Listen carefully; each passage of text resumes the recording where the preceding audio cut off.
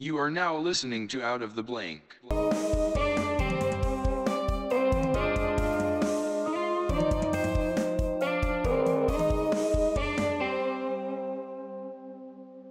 Welcome to another episode of Out of the Blank podcast. I'm here with, just announce it for me. Jose Robles is my name. Robles, okay. That's right. I knew the first part was Jose. Uh-huh. But, so, Jose, what do you do professionally, man? Professionally. Well, not quite professionally. I'm the front desk supervisor at a hotel in Ocean City right now.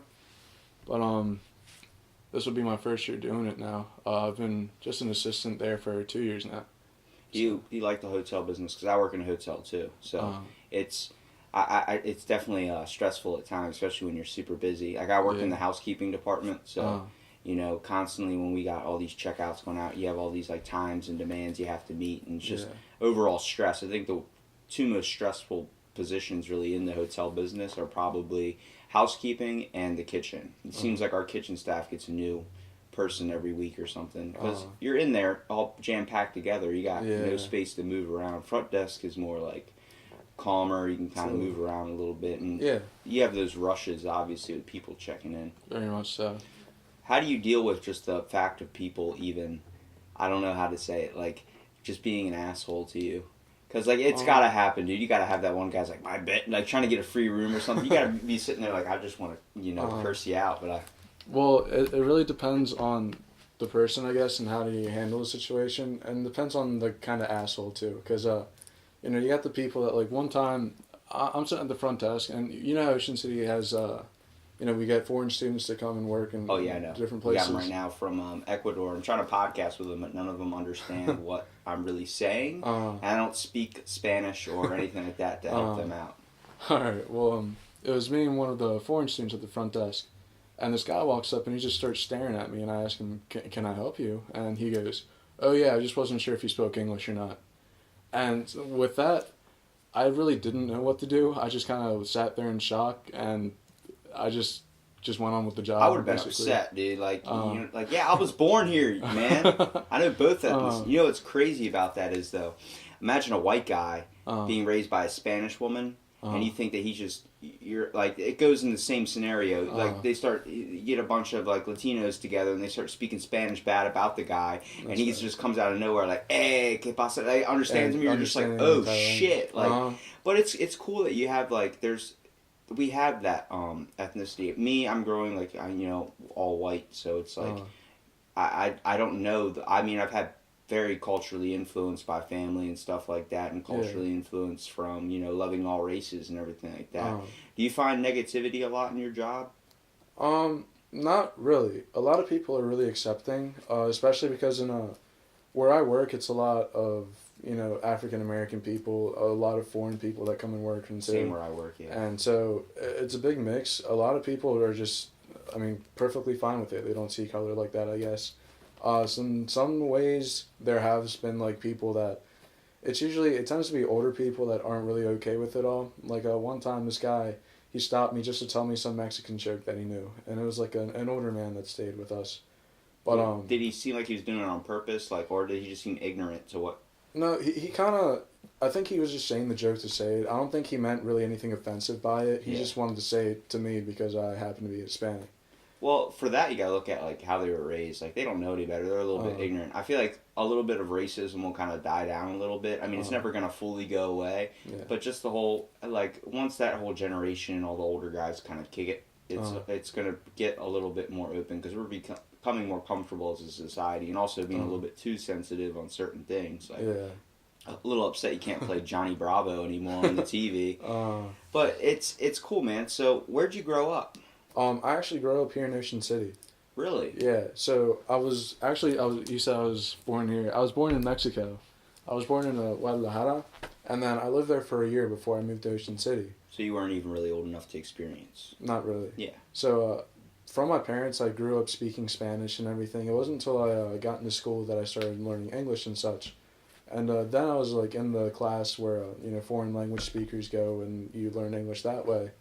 And since then, that's how I developed being bilingual, I guess.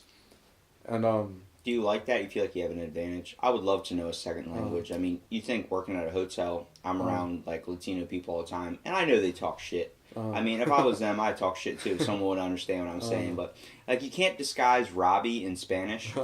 So like they're sitting there like saying like a whole sentence like just rambling off, and then next thing I hear is Robbie, and then they start going again. I'm like, what'd you say? Like I heard that. It's like, but we've grown together like a little bit of a family. Like they try and teach me a little bit of Spanish here and there, and I downloaded an app to learn it because like I'm willing to get interested in something and just like open my mind a little bit. That's super cool. They just taught me stupid words like leche. I'm like, when am I going to be able to use leche in a conversation? Like I know the buenos dias and all that type of stuff, but it's like to have a full on sentence and conversation.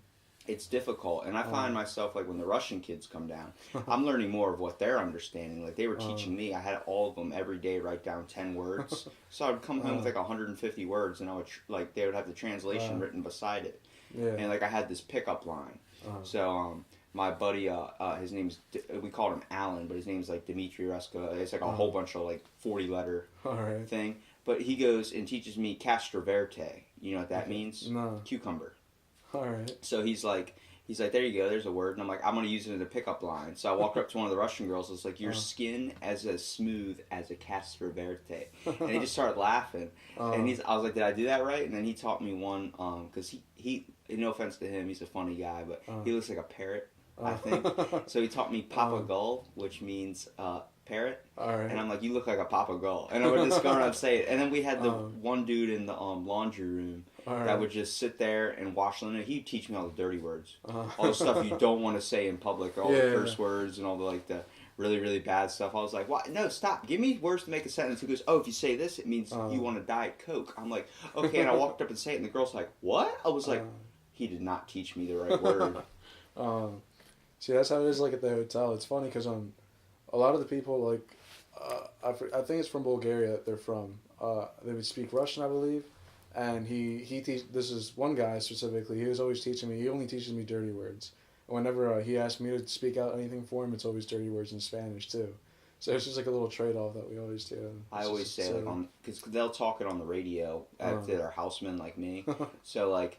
They'll say a bunch of stuff in like Russian. You're like, I don't understand what they're saying. And the Latino people do it too. They speak Spanish on the radio. I don't understand a freaking word that's going on over there. I'm just like, I'll wait till my name pops up and say, anybody need anything? And then go back to, do whatever. But I remember like, if I had a code for when I had to go take a crap. And I was like, I got to take a kakot, which means take a shit. So all the Russian people knew, like, to cover my floor while I was gone. I was like, all right, cool. But it's funny. You get stuff like that, and then it's like, you get in on the group a little bit. Yeah. And I like that, because I don't have a clique there. I'm being the only white person on housekeeping, so it's a little bit difficult to kind of find an outlet. But I seem like I click more with the African Americans just because I'm open to everybody. Like, I'm willing to, listen to how your life is. I definitely want to talk to you about just growing up and being bilingual and like being able to speak multiple languages. Like that's a tremendous benefit. You know how many jobs you can get with that?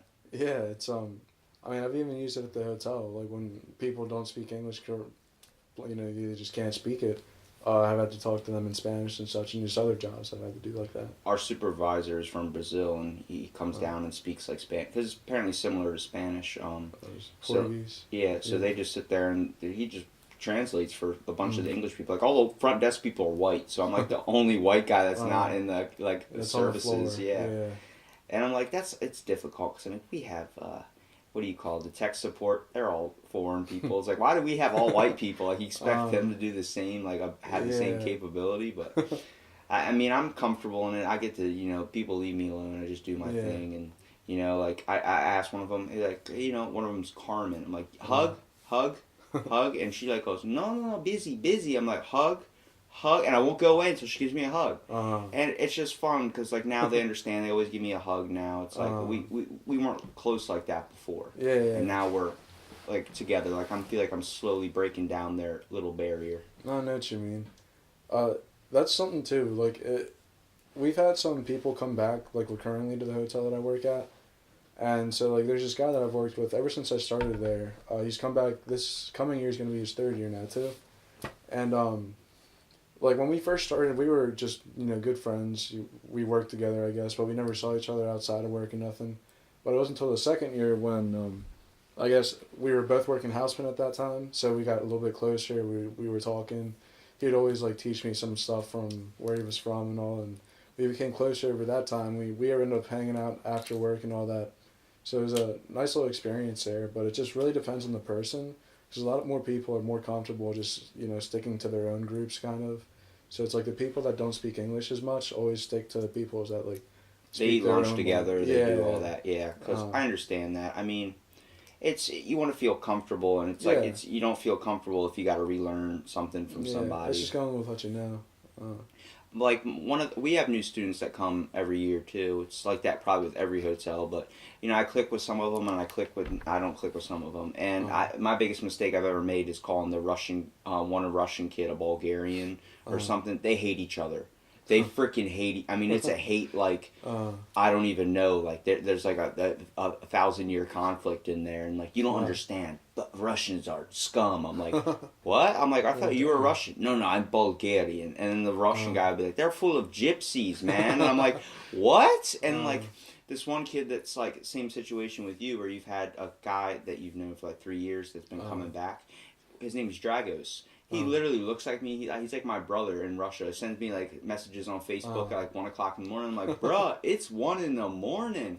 But he commented on my first episode of my podcast. Like, you really had to talk about taking a shit at the hotel. I was like, dude, I've crapped in every room in that hotel as a houseman. I've literally been in there. Like, sometimes the housekeeper's at lunch. I'm like, I'm not walking downstairs. I just stripped her room. You know what stripping a room is? Yeah. I'm like, I'm doing it. I'm doing it. But depending on who the housekeeper is. But I've met... Yeah.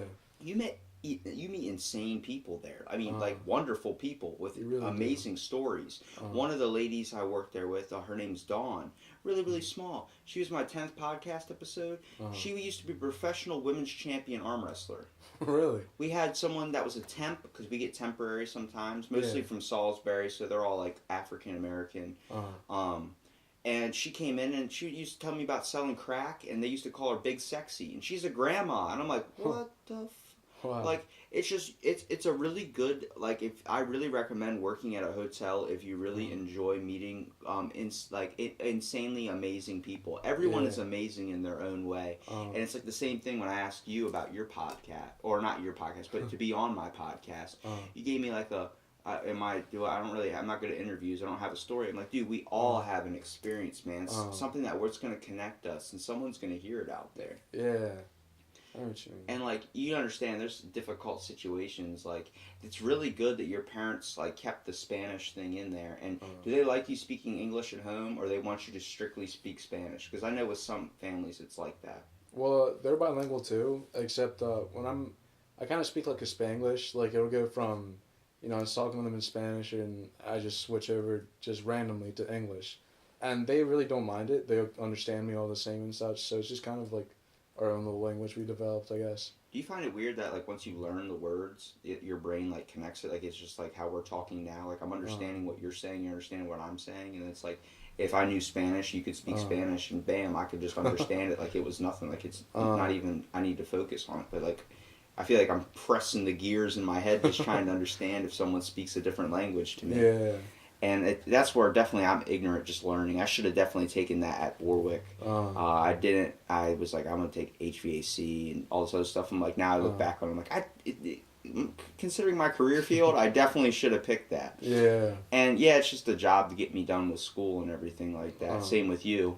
But it's cool. Like, so just tell me, what culture stuff do your family really incorporate? Like, I'm not saying you guys have tacos or something like that. Obviously, I enjoy tacos. That's why I've had African American people on my podcast before, black people on here, and they talk about eating fried chicken. I'm like, why is it racist if I say you eat fried chicken? Like, I love fried chicken too. Like, don't give me it's delicious. I know what you mean. Well, like culturally, Mexican culture, family is like a big thing. So we're really close knit. We have a lot of family in the area, and constantly every weekend or so, once or twice a weekend, we always get together and just to meet up, have a little cookout, and catch up on whatever.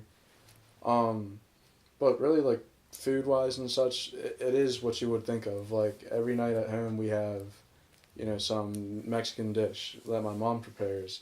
Every so often we'll switch it up and have, something that would be traditionally considered white or something, or something like that. Like we'll switch it up to say like we'll have pasta one night, the next night we'll have tacos, and then the next night we'll just have like grilled chicken. It's just however it just works. Whatever you guys feeling. I mean, I would love to have tacos every single night. Nobody ever makes tacos here. It's like I would eat Taco Bell every day if I could. It's there's a certain food shouldn't be limited to how you're like you're just your race is. That's a little bit ridiculous. But I don't even think tacos came from Mexico, right? All that stuff came from there. Yeah. I was about to say because they say sushi came from Japan. It actually came from Taiwan. I was like, okay, I've been lied to my whole life. But I like it, man. So do you celebrate any like Spanish holidays? Well, not exactly. Most of the stuff that we would celebrate, it's kind of just like the parent holidays. There's like Mother's Day, Father's Day. There's a Kids' Day in Mexico. We celebrate that kind of stuff. Really, the Cinco de Mayo, it's not our Independence Day. I honestly don't really quite remember what it is. Our Independence Day, I believe, is September 16th, and that's when people celebrate in Mexico. Cinco de Mayo, especially in the U.S., has really become just like a drinking thing. It's like a St. Patty's kind of. Yeah. Just out of association. But other than that, like holiday-wise, we kind of just follow what the culture would be around here. Like we still celebrate Christmas, Thanksgiving, Easter, all that stuff. It's not too much different. I'm like glad that like first of all I even met you, like even though I don't know you that well, but it's like just hearing like it's just cool to meet, like everyone's got a story, man, and like growing up just being like just knowing Spanish and then also English. I mean, do you feel like is there anything like you feel that you do have problems with about it, like just how people look at you or anything? Is there anything that kind of bugs you a little bit? Well, one thing is, like in high school, I actually took French as the foreign language you're supposed to take instead of Spanish. What? And well, the thing was because like I already knew Spanish, so I really didn't feel like why would you going take an through the easy class? Yeah. So I ended up taking French. I took up to the level 3 French, and every time I told somebody that I was in French, they always asked me, "Well, why don't you take Spanish?" You speak French? I do. Speak it right now. Je parle français. Mon accent est un peu mal, mais parce que je n'ai pas. Give me something dirty to say. See, that's the thing. I knew high school French. I can't remember dirty. I remember. I think merde is shit. Merde? I'm pretty sure. Yeah, merde. And then what's the saying? I'll use it tomorrow because a lot of the Haitian housekeepers we have there know French and all that stuff too. It's where like I'm so jealous. Have you ever had authentic Haitian food? What's that? Haiti. No. Haitian food. No. It's like a culture food, but it's like goat, rice. Dude, I never thought I'd like it. Oh my God. This lady makes me like once a week, like a big giant, like I feed your whole family. I'm like, no, feed me. But she's so nice and she gives me this like, oh, dude, this goat, like, you wouldn't understand how amazing. It hurts when you're, like, done eating it, but, like, I'm telling you, it's amazing. But it's cool because I told her, like, she used to own a restaurant back in Haiti. I'm like, this is the people you meet in this business. Like, you meet all types of people. I'm tired of, like, you know, like, just, it's like school. It's open to all ethnicities, everything. And that's where, like, a lot of kids that go to private schools, they're missing out big time. Especially if you work at a job where you're just sitting at a desk, not talking to anybody besides someone on the phone. You're not getting the full experience of all these people that are coming down. Because, I mean, you're not meeting the people with the stories, I guess. You're not really getting out there.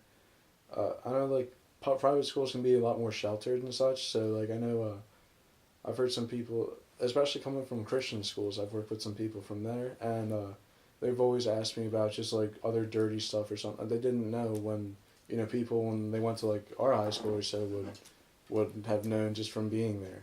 And it's just kind of, like, just weird, random, dirty stuff or whatever here and there. I'm cracking the cream soda, hang on. But it goes to different aspects. Like, you look at how someone else knows another language, and if they have the ability to actually teach you and take the time to do that, like, they're obviously willing to teach. You're obviously willing to teach somebody Spanish that really wants to learn. Yeah, it's tasking on you because you have to. It's like teaching a baby how to walk, but it's like it's probably got to be a good feeling when you see somebody that really understands it and starts learning a little bit more, you can communicate with some of your like white friends a little bit better, and like if you teach them a little code words, you don't want to teach them everything, so you can still kind of when they piss you off, talk a little bit. But Yeah. I like that, and I know you're going to Warwick too. So what are you studying at Warwick? I'm studying business management, so that's what I'm there for. So with business management, what do you what's your goal in the long term with that? So I've always thought about owning a bar, but I mean I don't know how feasible that is considering that I'm 20 now and I haven't even worked in the restaurant yet. So I don't know, unless I really want to get into that, I'm starting to think about other things. But you know, I mean, in the end, Is that was your dream from a child? Where most kids want to be Superman, you want to own a bar? Well, no, it's originally started off in like 6th grade or so. I watched something that it just made me really want to own a restaurant. And then once I got to around like 8th grade, 9th grade, I thought, hey, it's Ocean City, it'd be cool to own a bar. Like, cause growing up as a kid, definitely something that's always going to be wanted here in the town. I mean, we got nothing but clubs and bars everywhere, so it's like this is a giant tourist attraction town. So like I live in downtown Ocean City, and you know there you're blocks away from everything. So as a kid, you know, riding the bus and everything, you would see all these places along the streets or so, like Pickles Pub, or you know driving past, you see the Secrets. Yeah, my family's all DJ'd there. I've carried so many amplifiers into those places. But it's cool, man. So what would you call your bar? I don't know. I've had some ideas, and I think they're pretty good ideas. Tell me about your ideas. I'm open. All right. So, let's see. I once thought about a burrito bar, all right? Dude, so that sounds dope. Like a Subway, but with burritos? Pretty much. So Chipotle. All right, forget this. The first floor is kind of like you make your own burritos. The second floor is the bar, where you can go and, you know, get drunk and eat your burritos. Oh my God. You have a 2-story bar? That's right. Dude. You're knocking Chipotle out of the water. Screw a Chipotle. I'll never eat there again. Exactly. I ate there one time only because I worked at Hooper's Crab House, like right down the street from the one in West Ocean City. I was fueling jet skis, so I was covered in gasoline. I had 10 minutes to go get a burrito and come back. I got a burrito. I was sitting there fueling jet skis, and the whole time I was eating this burrito, it just tasted like gasoline because I was getting it all over my hands. And after halfway through the burrito, I just stopped eating it. And every time I walk into Chipotle now, immediately I smell gasoline. I just immediately don't want any food at all. You're just not about it now. I go in there too, and there's nothing but girls in there, white chicks just sitting down, all texting and tweeting and doing their thing. And I'm like, this is too much. I keep running into people I know. I don't like this. Yeah. Chipotle is a big spot for that, I've noticed. Plus, I feel like an asshole telling them what I want. You know what I mean? I want this, I want that. Don't put that much on there. I don't want that. It's like Subway. It's like, but that's what they're paid to do. Yeah, but I like the self-ordering thing. You know what I mean? You never know what the one guy's like, we're out of chicken. I'm like, well, I only eat chicken. Well, it looks like you're getting a plain-ass burrito. I'm like, who the fuck makes a chicken burrito with no chicken? That's cool, man. But so what else would this 2-story burrito house have? You know, I thought about, like, not a full-on arcade, but maybe some... You know, like, having some cool stuff in there. Maybe a pool table, a little ping pong table. Get some nice little neat trinkets in there to do when you're drunk and eating some burritos. You know, bring in the crowd. Exactly. What type of music would you play? I'd say that'd be a big mix. It'd go between some good Mexican music and, maybe some, like, Lil Jon. Yeah, man, you want to incorporate, dude. I feel like a Mexican place that plays nothing but Mexican music. I understand that's what you're going there for, is the atmosphere.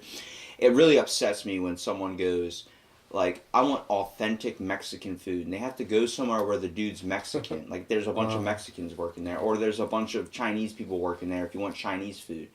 Why does that have to be authentic? I guarantee you, if there's signs to know if there's an Americanized Chinese restaurant and an actual Chinese restaurant. They have a takeout menu out front for you to grab. If they have soy sauce on the table, and... I forgot what the other one was. If they serve some type of thing with your wonton soup, if they give you the fortune cookie with your wonton soup, don't go there. It's Americanized. Those are the signs. Because there's a guy that was a sushi chef, and he studied sushi for 30 years, like to be the art of doing that whole. It's like called Shinjoji or something like that. The I flipping think of the I know what knives. you're talking about. Yeah. Yeah, but 30 years to be a sushi prepper, and he's white. Uh, Nobody would hire him with all this experience because he Really? was white.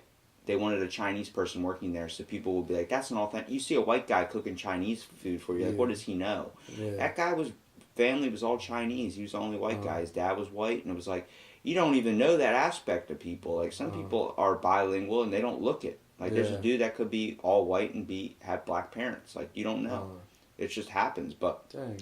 if someone has the skill to make good food, I'm not judging what color they are. If they're Yeah. gonna feed me, then go ahead. Like you know. Who knows? They might even make some even banging food, and you just would never know, just because. He had to open up his own restaurant, and now he hires anybody. But he's like he goes out to the markets in the morning and collects all his own product and does all this. The one thing I do like about going into a nice like Mexican restaurant is the atmosphere. It's like sometimes they're playing that little bit of music. It's a little bit nice. You know, you're eating. I think the bowl of chips is everyone's weakness. It's like Outback with their bread, dude. You go been to Outback and try that bread. Yes. You're just like, I'll keep eating the bread, man. I don't even need to order. Like it's free, right? Yeah, okay. And just I don't know what it is. It's delicious. You know, get the honey butter with that next time. The honey butter. The honey butter with the bread. Ooh. Dude, that bread's banging by itself. My mom's like, "You're not gonna put butter on it?" I'm like, nah, it's good. Eat this whole loaf. Take some home. You probably if you work in the restaurant business. I mean, those people that go to Mexican restaurants, they probably just like take bags and bags home of those chips. It's like Chipotle. You're like, I get a bag of chips for the road. They're like, oh, whatever. I feel like, What would you call it? you know, You should call it Jose Robles. Jose Robles. It's your name, but have like an emphasis on like a parenthesis or an On the E? apostrophe. Dude, Jose Robles Burrito Bonanza, or like not something like a carnival house, but like something like a burrito bar. I always like the BB, you know, like the alliteration. It's just catchier. Think of it, dude. You got this beautiful bar idea. You got these wonderful games, this atmosphere. What type of food are you gonna specialize in on your menu? Food. Americanized too, and then also Mexican food, or just standard burrito bar? See, because I've seen a lot of places around here now that are like they have a lot of like Tex-Mex kind of stuff food. I think I'll try to have some like authentic, good Mexican, and then incorporate some more like Americanized stuff. I don't know exactly what I mean by that, but it isn't like it's Ocean City. It's like a fish town. So of course you'd incorporate like the fish tacos and all that stuff, you know, breaded whatever. But I don't know. I think as far as I've thought about it, just I'm sticking with authentic Mexican. I want to have it be like a kind of like a choose your own thing, so you can kind of choose what you want, or do you have like the presets that you can get. Just don't turn it into Dave and Buster's. You don't want to have all those games and stuff in there. Yeah. People just wouldn't leave. They just go in there to play games. Who would you hire? Who would I hire? You gonna do what I was saying with hire all authentic Mexican people, or can I work at your bar? Nah, I mean you'll be welcome to. You got to teach me, man. You got got to them teach me how bar to speak skills? Spanish, man. All right. Well, I don't know. I think I'd probably hire people that I would trust first. Like family a little bit? Yeah. Do you think you would be able to work with them? Yeah. Well, I feel like that depends on what family and what they'd be doing.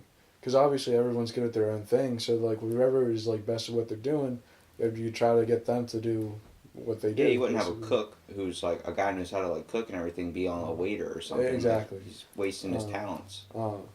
So I feel like I'd start off with something like that. Eventually, once we like, if it does pick up, you know, hire some people that I know like would fit the job. You know, do a good thing. Not all specifically Mexican. They don't have to be, but just somebody that's good at what they do. You know. Someone that knows the food and the culture a little bit, that can kind of bring a little bit of authenticity to what you're cooking. I understand that 100%, man. I mean, you definitely don't want some guy that's raised in like Hawaii, you know, doing that. It's like, oh, maybe he's good at making fish tacos, but you know, he has nothing to do with the Latino culture. So it's like you don't have any experience. It's like at least get someone a little bit more involved into that realm. That's cool, man. I mean, I like that idea. Do you like is there another outlet or another thing you're thinking about doing besides just making a bar? Well, I don't know. Is that just like the dream, kind of? In the end, like it probably would be. Yeah. I don't know, cause I don't know. There's just it's small town thoughts. Just thinking about going to other places too. Like I like DC a lot, so last year I actually went to 56 concerts, and most of them were like in D.C., Baltimore, or at some festival or something. I thought a lot about it. In Ocean City, there like aren't very many venue places, so something like that I thought would be pretty neat too. Yeah, there's no big concert halls that all the really like Uh, popular artists want to come down to here. Maybe exactly. Secrets, but like Uh, that's already packed as it is when they do come uh, down. It's like we got Jim Gaffigan coming down, dude. You hear uh, about that? no, You know who what's Jim that? Gaffigan is? Yeah, the comedian. Yeah, he's coming down at the Soundstage in Selbyville. That live theater thing on the Huh. water. He's coming down like in April. Did not know that. Friday. It's like at 7 p.m. I'm like, oh my God, Hot Pockets. That's what he's known for. That's why I say when you pick a restaurant or a bar, if you're trying to like, so that's your end goal. That's what you want to do. Yeah. That's what you're going for business management for. You want to own a restaurant or a bar style type Yeah, thing. it's just something like that.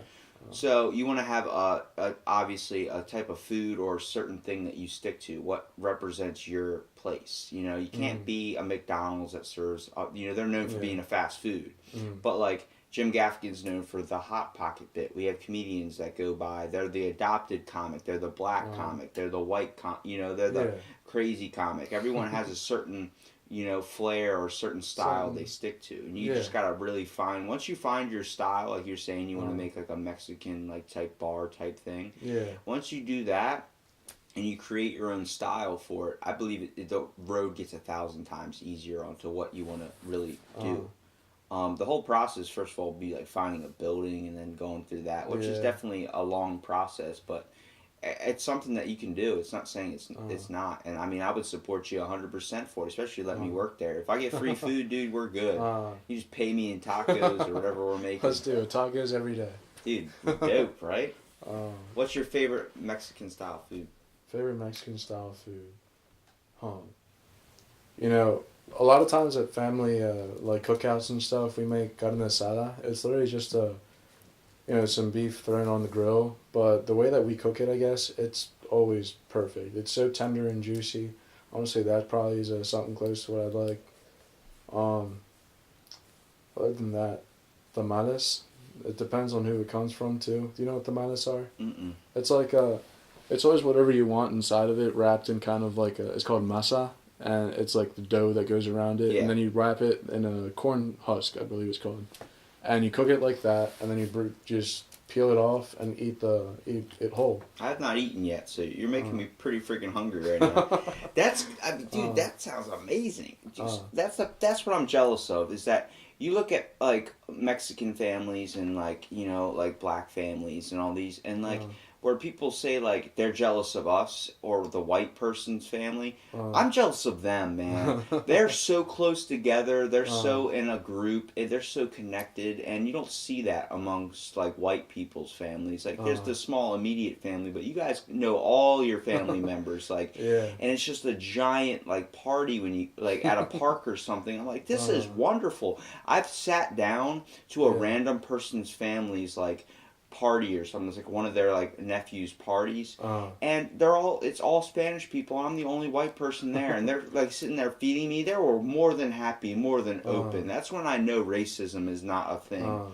It's not in my wheel grasp. I don't mean to stick on the race thing with you and everything, but it's like, it's true, dude. Like, there's obviously, it depends on how open you want to be, and the fact that they were grilling up food and feeding me, and I'm like, this is amazing. Like, I didn't understand a word they were saying. Like, some of them spoke English pretty well, but it's like, I could tell that some people were like, why is that kid here? And, but a lot of them were very, very comfortable and open. It's something that you don't, it's overlooked in life. If I recommend to you, if you see a family eating outside, like a whole giant family, don't be rude and like walk over and be like, how you guys doing? Like, don't like knock off trying to talk to other people, or just introduce yourself to someone randomly on the street that you might be able to strike up a good conversation with. Like when I talk to you at Marshall's, I'm getting my coffee syrups, and next thing you know, we're talking like, oh, we went to school together, and like, it's like, it's cool, man. You open up your mind, and you might meet a good friend or someone that might educate you or give you an amazing story. Yeah.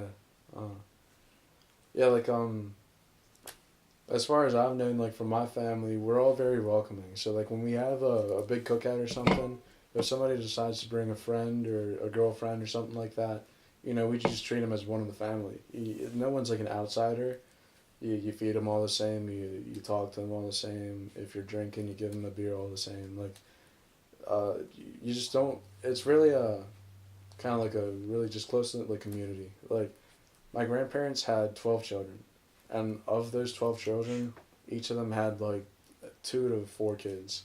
So whenever you got a big family. yeah, whenever we have like big family meetups, for quinceañeras or stuff like that, we have to get a big place just because there's so many family and friends that all get included and such in those like kind of events. Do you have any people that are still left in Mexico? Yeah, actually, I have some people or some family, I should say, that are on the Texas and Mexico border, and that's where they stay.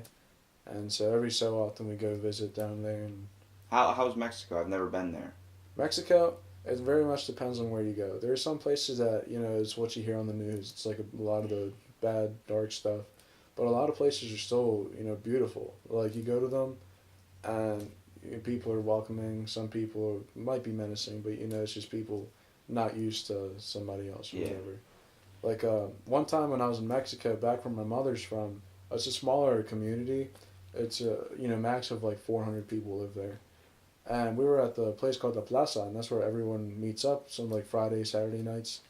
And I was there playing with my cousins. We were playing tag. And I guess because I was dressed differently or they didn't know me and I spoke English, they called me the white boy. And yeah, so, I still spoke Spanish But all even the though same. you're clearly not white, Uh-huh. they just look at you different because you know English, or you're from America, basically. Yeah, because I lived from a different area than them. So in that sense, like, I could see maybe they don't like change or whatever, but Racism against the same race. uh, It's like a white guy, like, get out of your cracker. It's like, you're white. That's the dude that's dressed up like a black person, like with like a chain and all that, like all dropping pants, trying to act like they have like what do the kids say? Swag. It's like, no, it's like, all right. I mean, I get if that's what you're into, but don't be racist. Like, we're the same color. First of all, everybody, me and you, we're same. Okay, there's no difference. no. Besides, you speak Spanish and you have an amazing family dinners compared to mine. But it's like there's not a difference in who we are. We're both good people, I think. Yeah. I mean, meeting you, like, you're a wonderful, open guy. I appreciate you being on my podcast and everything. And it's like, Yeah, I appreciate you having me. dude, I've been trying to message you and get this stuff going down. It's just so hard because I know busy with school and classes, like especially like the certain hours you have to go. It's like we never have a day to do it, and it was cool. I'm glad you came down and you hopped on here, but that's crazy how you think that racism is viable in another place like that. Like, that's just like. How's the environment and culture down there? Do you feel it's a lot like? Do you feel it's more suppressed? Like you were saying, it's probably going to be like that in some areas, but you feel like it's a lot more comfortable. Like here, everyone's closed off from each other in America, and I don't like that. It's a lot of my friends go to Mexico and they come back tan as crap, having a good time, and I'm like, tell me about it. So it really depends on the area.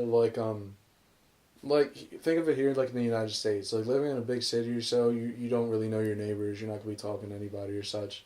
But living in an area, like a smaller area like this, like, you're going to know people in the area. You're going to know, who lives next to you, who lives a couple blocks down.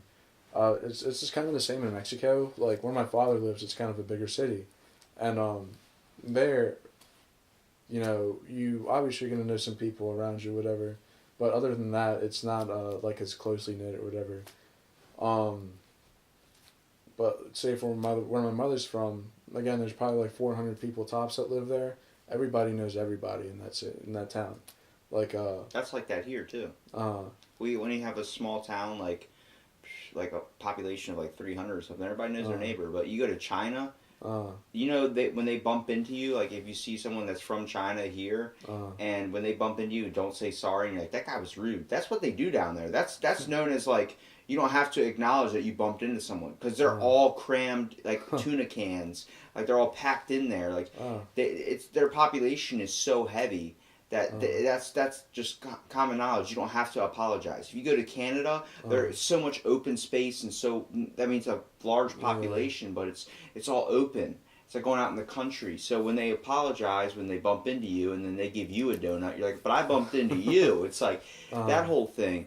And then in China, like they just don't even acknowledge that happened. They just go by about their day because they're all like millions of them just crammed Super together. packed, I'm sure. And it's one of the benefits. Like if you live here, Uh, being a little bit more open, then you go to New York, and everyone's like headphones in, walking past each other, like everyone's like just rude to each other, ignorant. It's like that's how they get moving. They're constantly. It's all about what we're based on in our environments. If you raise in a positive environment, you will either turn out positive or negative. There's not a certain outcome, but you're more likely to have a positive life. To where you're, that's true, to where you're from. Yeah, I mean, I think if you go to New York and try and breathe there, it's hard because like brake dust in the air, all that stuff. That's why a lot of people from New York smoke a lot and have a scraggly voice. Yeah. And you come out to the country or somewhere down here, the air's cleaner.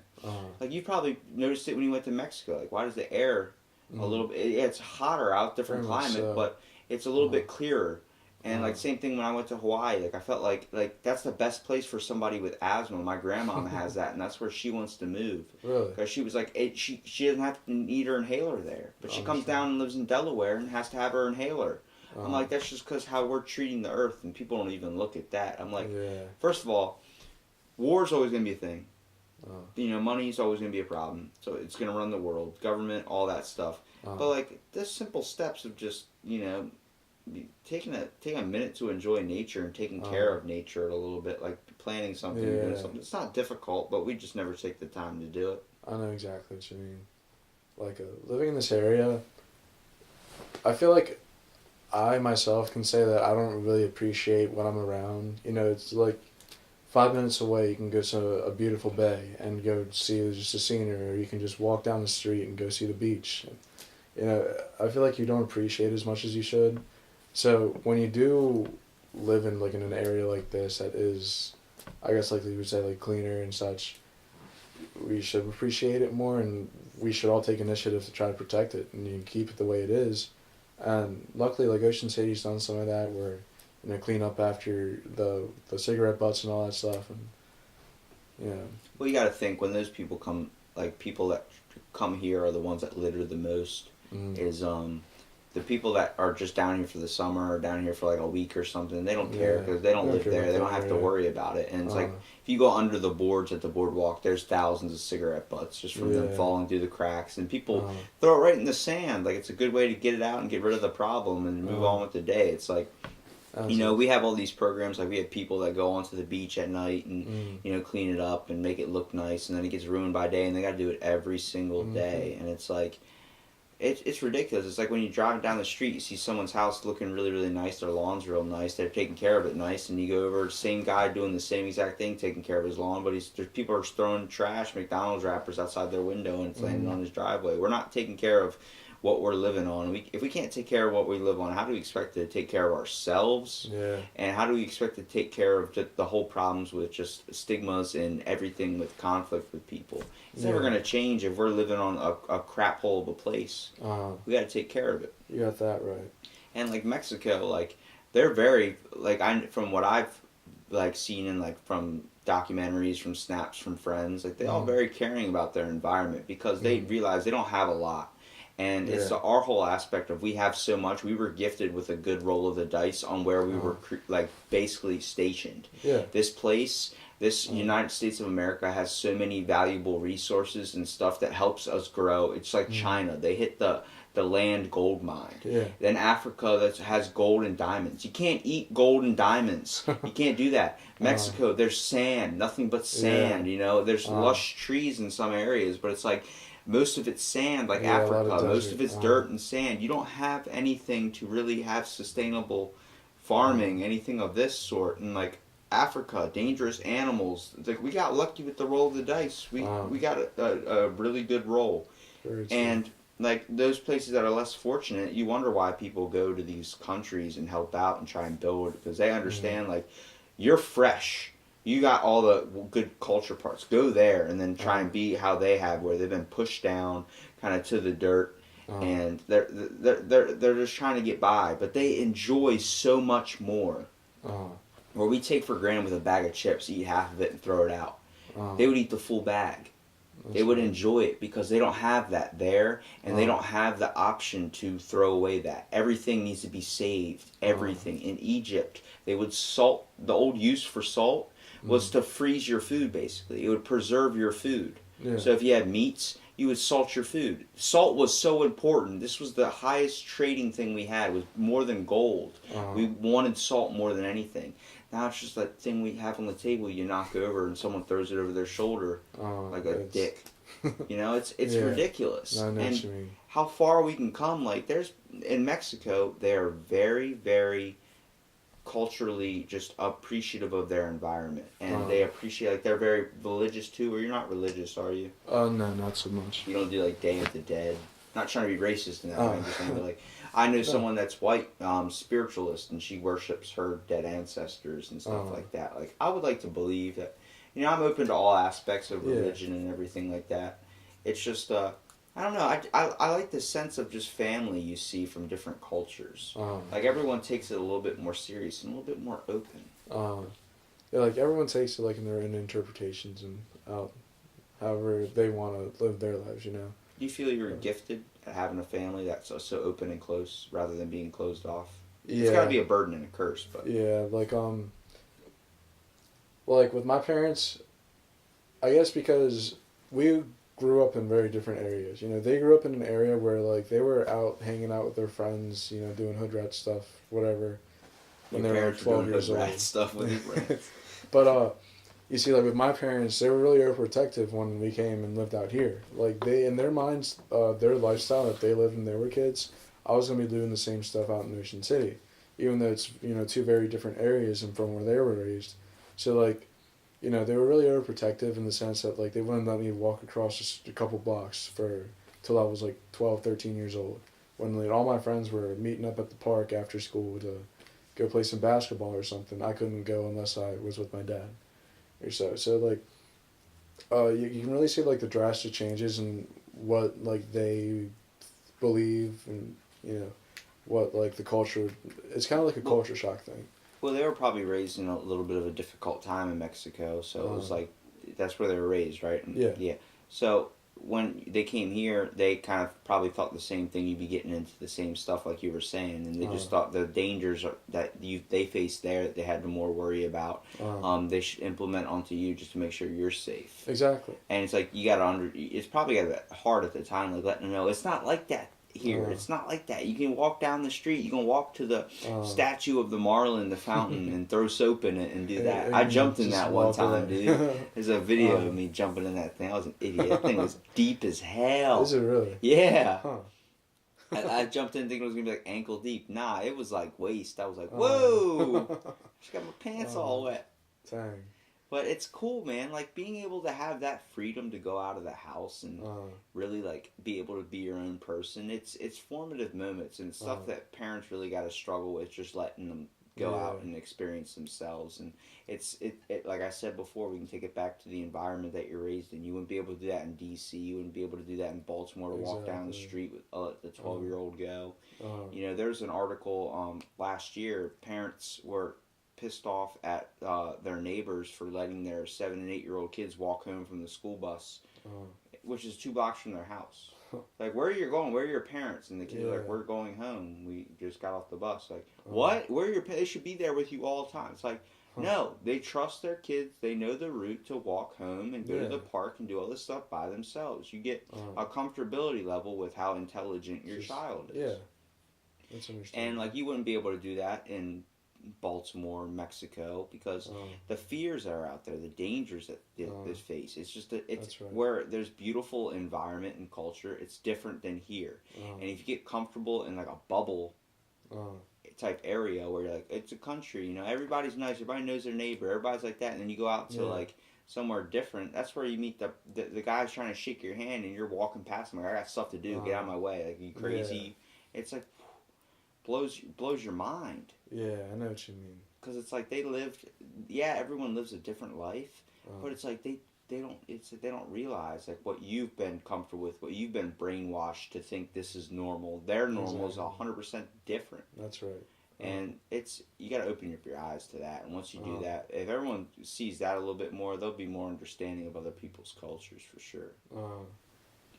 So like that's something that like I want to say that I've been able to help them with as I get older, because I feel like when I was younger, growing up over here, I had different views on stuff than they did, obviously. So as I got older, I was able to communicate myself more so. So like not that I'm changing their views, but I'm showing them basically the different views of like how things are looked at in the U.S. compared to in Mexico. So like they ask me why I hang out with my friends a lot, and I feel like that's just a thing that we do over here. Like everyone's just always out with their friends doing something or so. And in Mexico, like you hang out with your friends and such, but you're home at night at 8 p.m. every day, or stuff like that. But I do have to ask, is that why you called your mom, to make sure she knew where you were at? Yeah. It's not that they're like connectedly bonded, like it's not like you have to do this. It's more like it's nice to let them know. Like for me, I wouldn't even text 3 days later, like, yeah, I'm still alive. Can I borrow like $10? Like something like that. It's just different because like you grow up so close and together. It's like you have a family, usually probably a house. How many siblings do you have in your house? I have one sibling. So you have a small household, or you have a giant household, like other family members that live in there?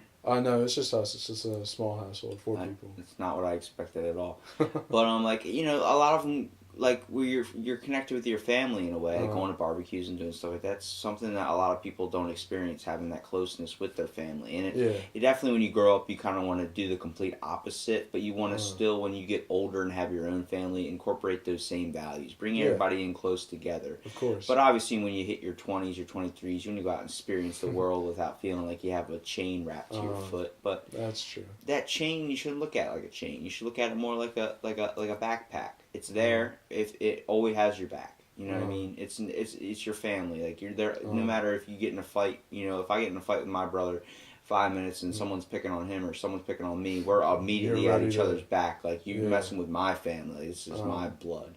I know exactly. Blood shouldn't be the thing that defines a family. I have best friends that are my family. I call his mom my mom, and it's really when you can become open, and like they invite me for dinners over all the time. It's like when you have that with somebody, it's you're really experiencing the good parts of life. Yeah, very much so.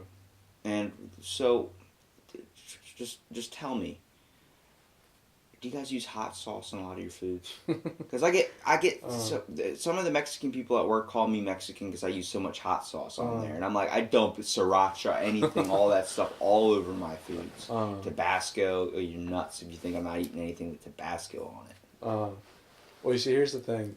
I'm weird in that sense. My family loves hot sauce. Like they all whatever types of. I have a gallon of it stuff in my fridge, so yeah, like I understand. But I, for some reason, have never liked spicy stuff. So I personally don't, use hot sauce on anything. Yeah.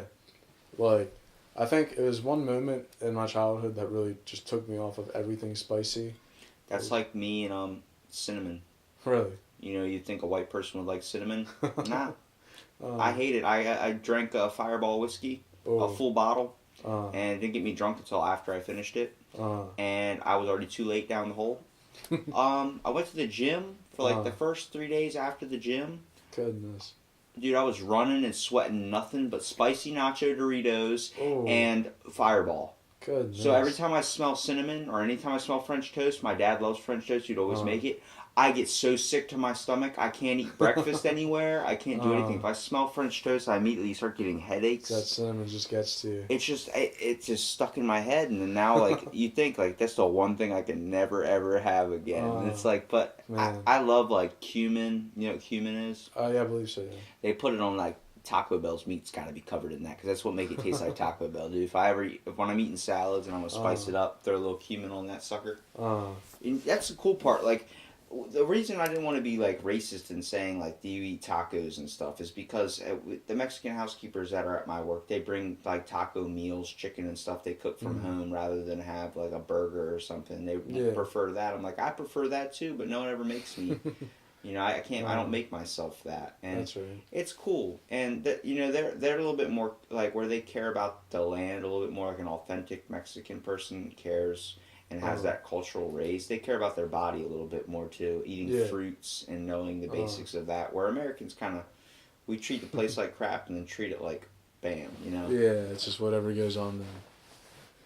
No, like I've seen that a lot too. In Mexico, it's polar opposites. Like you either see people that are constantly eating too many tacos maybe, and they do become bigger, or you see people that are constantly just eating just the healthy side. So it's like you do see a lot of both. Mexican food is traditional. I mean, it's a lot of bread and rice and all that kind of stuff. So it is fattening, but like. Well, it's like blank calories. You're just getting a massive amount of calories and no nutrients from it. But it's like, yeah, that's where you gotta incorporate like foods and stuff, like fruits. So that's like you could say the same for a bunch of different cultures. Just like what they eat really dictates like how the people. Poi. You ever had poi? No. It's a lard. In Hawaii, it's literally like if you mixed mayo with straight lard, and they put it on everything. That's why they're so big there. They literally feed the babies that in like a formula bottle, like poi. They're known to eat that, and like McDonald's serves it. Yeah. I hate mayo. Yeah, a white guy hates mayo. I had a little bit of it, like a tiny bit on my burger. I almost threw up, dude. It's literally like it's so strong and blank tasting, but it's like if you took a straight jar of like the fat lard and just stuck it in your mouth and tried to chew. It's so hard and like it's just like you're chewing like tar. You're like, oh my god, I guess it's hard. And then when you swallow it, dude. Oh my god, it like works its way slowly down your stomach. You're like, I want to die right now. Dang, that doesn't sound too enticing. And I'm like, that is though, but they love it there. It's just that's how they're this is what they grew like, with. Taste buds, where you're environmentally impacted is you can affect your taste buds, can affect everything, and that's one thing they just love down there. They literally put it on everything. I'm like, I get that without poi. Like, you want it without poi? I'm like, yes, I want it without that disgusting trash you put on your food. And it's like, to them, it's like, okay, well, I'll save it and just put it in a jar and take it home. I'm like, that's nuts. Yeah. It's not applesauce. Dang, I've never heard of that. What's the one meat called?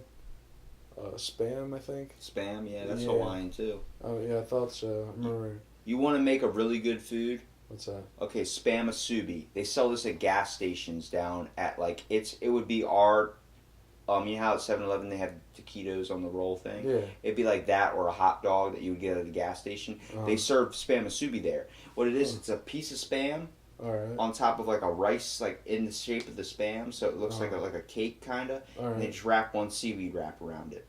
And it's like heated. Or you can get it refrigerated. Okay. Dude, it's so good. It's a convenient on-the-meal thing to go. I spent hundreds of dollars at the BBC store, which is like our version of Dollar Store on their streets, like more Americanized. But BBC store, $1 for one of those things. My cousin, he's from Hawaii, lives there. He speaks Pidgin, which is like English and Hawaiian mix. And it's like they just cut their words. It sounds like Ebonics. Like we're like, you hungry? He goes, I'm full on aloha, thank you. It's like, what? But he's from Brazil, like his family's from Brazil and stuff too, so he's got that whole like ethnic Brazil look. Okay. And he walks like a gangster, like pants drop down to his knees. My grandma was like, "I can see your crotch, like pull him up." Like he had his boxers were so low you could see his like everything. It's like, what the hell do you walk around public? He goes, "It's part of my style." And I was like, okay, he's got the backwards hat, but he was shoving Spam Asubi rolls down his pants and walking out of the store with it. And he's like, dude, you hungry? And he like, pulled him like, thank God it's wrapped because you had that near your crotch, but I'm going to eat it anyway because it's so damn good. But it's like, it's cool, dude, because like you have those like things that I don't have here. And like I've never ever experienced. I don't like rice that much. And then I go there and next thing you know, I'm wishing they had it here. My brother makes them down here, like goes and buys the spam, buys the rice, buys the seaweed wrap, makes them, cooks them in the oven and stuff. And I'm like, that's amazing. That's where he got kale chips. Like you go. That doesn't sound bad at all. I find myself attracted more to the foreign aisles in Walmart than going to the Americanized side, just because you get sriracha You get That's like, some you ever ethnic had the foods in chocolate elephant flakes? It's called cocoa. No. It's like, it's on the Hispanic side. Like, I used to stock the Hispanic aisle at Walmart when I used to work there. Yeah. And it was so easy because, like, I mean, yeah, it was hard to find the labels to stuff, but like, everything's giant image, has like giant, like, it's Latino. It's like they have the standardized or the stereotypical like sombrero on it or something. It's like, of course, and then the hot sauce is there. It's like, that's all my realm. That's all, like, I go with the sauces and condiments rather than the Twinkies and all that stuff. And you look at that, there's the Americanized version of Walmart or it's basically Walmart. There's all American stuff and there's a small Hispanic aisle. And if you notice, their junk food is not as bad as compared to our junk food. Like, they have the what are those? They're becoming more open too. If you've noticed, they sell Takis, those hot fries. Yeah, I've seen that a lot more in a lot of gas stations. And they got one called Odang or something like that. It's like a hot cake or something. They have it right by the dairy aisle. It's like you're seeing more, like, Walmart and grocery stores now are becoming more culturally open to. I have seen that a lot. Like in Ocean City at 7-Eleven, you can buy like conchas and stuff like that. What are those little dessert cookies? Look like Oreos, but they're manchanas. Is that what it is? I'm not sure. Is that something else? There's manchanas? there's. They look like a little cookie, but they're not black. They're like tan. And they come in like a roll. Looks like what you get a roll of salami in. Yeah. But they're all packed in there like that. I'm not sure what those would be called. You know what I'm talking about, though, I think right? I do remember what you're talking about. I see them all the time. Like the Mexican girls at my work eat them, and they're good. They taste like you're eating an Oreo. It has cream, strawberry, whatever it's in it. It's like I don't understand why. I mean, from my mind, I'm like, why don't you just call it an Oreo? But it's cool because like you think. Like, they're having the same foods as us, sometimes healthier and sometimes better options, but it's like the same thing. We have the similar tastes. So it's like, if you look at, we're similar in taste, why aren't we similar in person? Yeah. No, I know what you mean. I mean, because like, everyone is just a body, whether their skin is white, we're all black, bags brown. of blood, bro. Exactly. So like, we're all the same being. It's just where we come from, where we're born, that just dictates what people think makes them better than somebody else or stuff like that. So like, in that sense, that's where racism comes in. But if we all have, like you said, we have similar likes, similar tendencies of doing things, like, but I think people are just always going to think that their way of doing something is the way to do it. So I feel like that's where it's hard to change someone's outlook, especially with like religion or politics. When someone has like a certain thing they think they're 100% right on, doesn't matter what you try and say and change it. Yeah. I don't believe in changing anybody's mind. I believe, exactly. Yeah. I just believe like if it's not bothering you and it's not hurting anyone, then there's no point in trying to change something that's like a wall. You're not going to change it. Exactly. So it's like everyone can have their own opinions. They can do they can think what they want to think and such. But if it doesn't bother you in the end, just let it be their thing. Like, just like even if something as silly as like, hey, I don't like your shirt or something, like you can let it be like, oh, you know what, I don't like your shirt. You can just be like, oh, cool. Like, thanks. Thanks. It's really gonna affect my day. Exactly. I'm gonna go home and think about this, and then 2 weeks later, you're like, that son of a bitch. No, but all right. So tell me about. Do you like soccer? Yeah, I do. Is that big in the Latino culture? It is. Why? It's just a sport to play. I played it. It sucks. I was a goalie. Well, you see, that's people would just your stomp opinion, on my fingers. People would kick. I got kicked in the crotch, dude. Ooh. Yeah, I didn't have a cup on at the time. I wore a cup every game after that, dude. But I mean, I was always good at like being able. I'm not gay or anything, but good at catching balls or being able to like defend the goal. Yeah. And it was a little bit more simple because it felt like I could be like a protective in a way. It fit to my aspect. I like protecting. Yeah. And man, it was just so much fun. But I can't watch it. I don't know how you see like it's a big thing, stereotypical with like Mexican people. They love soccer. That's their football. Yeah. Why is that? I think it's just what people grew up with. Like in Mexico, it's really like a big social thing. Like, oh, you and your friends are just going to grab a soccer ball and just go dribble around or something. And I think that kind of passes on from generation to generation, where it's like Like most of my family were born in Mexico and then we grew up over here, right? So, we weren't in like the Mexican culture where everyone's gonna go play some soccer or something.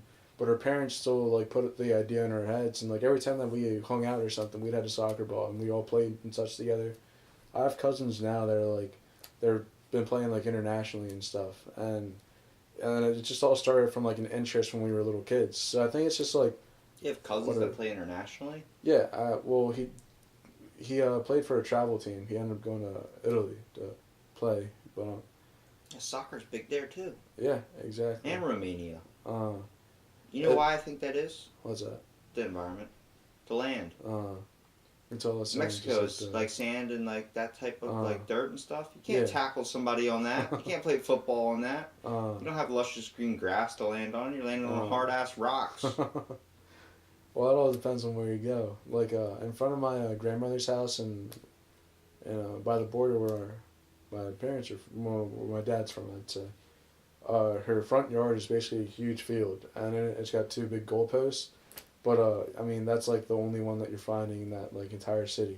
Like other than that, there are parks and such that they have set up for the kids that are like concrete, places to play and such. But that's because they're there's not not going playing to be football on concrete.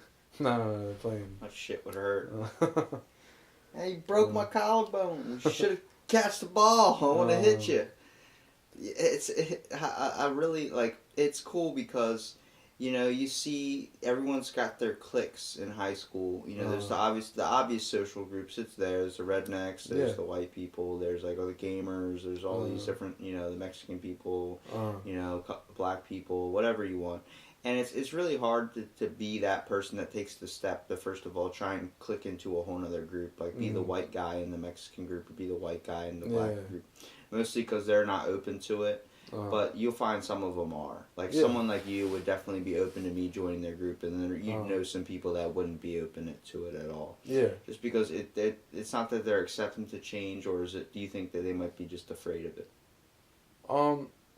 Yeah. So I don't want to say it's more like an acceptance thing. It's just the change. I feel like people are more used to what they know, and so when somebody that it doesn't look the same as them or something, or doesn't do the same things, comes up and wants to hang with them or something, you're kind of just like, why? It depends on your openness of your parents too. Your parents taught you to be like cautious, but also be able to understand a good person and a bad person. Yeah. It's definitely changes. But if you grow up with someone that has hate for a certain race or something, and then you're gonna end up having that same thing. It's just what your views are influence. And I hate that this podcast turned into something where we just focused on race, but it's important to talk about, man. Yeah. I feel like you have a leveled head on it too. Like when it comes to that, you're not really closed off on it. I still don't understand freaking soccer, but that's just my dumb brain trying to wrap around that. I mean, I'm not ignored to it. I wouldn't go watch a game, or I wouldn't go to a game. I couldn't sit there and like, are they scoring? He kicked it in the goal. Like, Robbie, you played for a couple of years. Like, yeah, but I didn't do much. I was freaking at the volunteer service center, so I just ran around on a block until I got tired and hit my head on the goalpost for fun. I knocked myself out on this one time. I kicked the ball, hit the goalpost. And it just came back. Oh yeah, dude! It buckled me down to my knees. I'll tell you that much. It came right back, hit me right in the head. My dad's like, "You just did that." I was like, "Yeah, my forehead hurts." He goes, "The ball is imprinted on your face." Jesus. I'm like, "I know." But I would never go buy a soccer video game. No, honestly, all the video games for sports are so repetitive. It's the same thing, just different. They end up graphics. dropping down to $1 after the year's over with. Exactly. They got a whole nother one coming out next year. It's the same thing. Look. It's one of the cheapest games you'll get at a GameStop, though. $2 for like Madden 25. I'm like, we're not even in the year 25 yet. Yeah, but that game came out 3 years ago. What? Exactly. Like, what year is it now? 2019. You can probably go buy the 2017 version of FIFA for like $10 now. $5. I guarantee you it's probably cheaper than that. That stuff's ridiculously cheap. I walked in there. I was like, if I had $5, I could rule this place. It's like walking into Dollar Tree with a $10 bill. You own Dollar Tree at that point. Like, you start ripping stuff off the shelves. You're man. big shopping at that point. They need to start. Definitely, I would love to take a trip down there. I definitely want to take a trip somewhere different, like just a different place, just to get the experience and get humbled in a way. My buddy travels like to Jordan and ancient Greece and all these places, and he said it's different everywhere, but everybody's a little bit more open. And some people are closed off in certain areas where they don't have much and they're very protective over their things. Yeah. But like going into Germany, everyone was very open to him and you know, willing, because they don't have those people coming down there, like people from America. They're like, come on, it's not so bad, you know. We understand we killed the Jews in the Holocaust, but you know, we're not so bad. It's like it's not all of us. We're different now, I promise. Yeah. And I was always telling him, I was like, dude, like where we have hot dog stands in New York, that's a stereotypical white person thing. Yeah. And then it's like, what about like in Japan and in Taiwan, they have sushi carts out front selling sushi, ramen, all that stuff. Indian places is like beef, you know, curry, like just all these. Like in Mexico, there are a bunch of places on the side of the road you can stop and get, honestly, some of the best tacos you'll probably ever have. Is a churro Mexican? Yeah, it's just fried dough. God bless you. God bless you. Oh my God, those things are amazing. I do a nice churro with a little bit of like hot sauce on it. Don't judge me, you got hot sauce on everything. You're nuts, yeah. I you couldn't got imagine that. No, like in Mexico, if you found like a good street place or something, one time after we had a party for I believe my grandmother in Mexico. And it's like 11:30 at night. Everything's starting to slow down, but it was like a Friday night. We were driving out. We saw this place that was still open selling tacos. Right. We ended up ordering about 200 tacos for like the entire family. That was about to just show up at my grandmother's house, wasted, for something close to like $50 or something like that. So it's like the money difference value over there is crazy, and like the value you could get for that. And especially on top of that, the tacos were some of the best that I've ever had. Do you have any Mexican currency? Mexican currency? I don't believe so. I might have some at home. If you have a peso, can I have a peso? You got it. I literally have a Chinese coin. I have a bunch of coins from Russia. I have some Canadian coins just from when I go to Coinstar, and I get I think it's a quarter. It's not. It's Canadian. Yeah. Okay. That sucks. But at the same time, like I have a bunch of them, and that'd be cool to add to my collection. I asked one of the people I work with about Ecuador because their summer's right now, and it ends in like a month, and then they go back and then we get the Russian students in. So I asked what their currency is. They go, it's the same currency as yours. We transferred over a certain time ago. It's like, that sucks, man. You lost that whole difference aspect. I like that, man. But yeah, I appreciate it. I know that's dumb of me to ask, but no, for sure. A small little coin or something. I got you.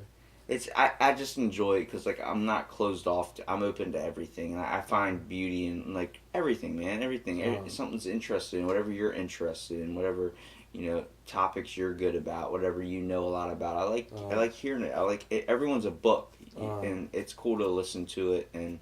Being able to actually listen to it rather than read it, because besides audio tapes, as far as a book's going to go, but oh god, those guys are always so boring, they don't make it fun. Very true. Everyone's their own person. Like, you never know what to expect from just looking at somebody. Somebody could look beat up or something like that, but could be one of the richest people in the room. Or they say the most damaged people have the biggest smile. Very true. It's always like a lot of comedians suffer with depression, but they're the funny people. The people that you wouldn't expect it from, I guess. Because they know what true anger is and true like sadness and depression is. Most comedians have had a terrible, terrible life and upbringing.